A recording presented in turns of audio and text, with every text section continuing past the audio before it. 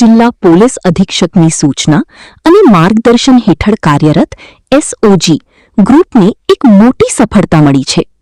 ધારી police સ્ટેશનમાં નોંધાયેલા POCSO act હેઠળના ગંભીર ગુનામાં સંડોવાયેલ અને લાંબા સમયથી પોલીસને થાપ આપી નાસ્તા ફરતા આરોપી અમિત રમણભાઈ પારગી ઉંમર વર્ષ 20ને એસઓજીની ટીમે બાતમીના આધારે અમદાવાદથી દબોચી લીધો છે.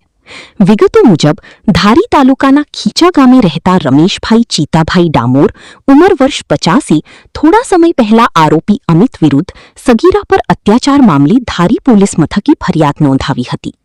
ગુનો દાખલ થયા બાદ ધરપકડથી બચવા માટે આરોપી સતત નાસ્તો ફરતો હતો, જે અમરેલી એસઓજીના રડારમાં આવી જતા તેને અમદાવાદ ખાતેથી ઝડપી પાડી ધારી પોલીસના હવાલે કરવામાં આવ્યો છે.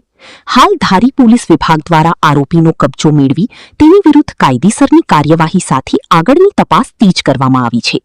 રિપોર્ટર મૌલિક દોશી, અમરેલી.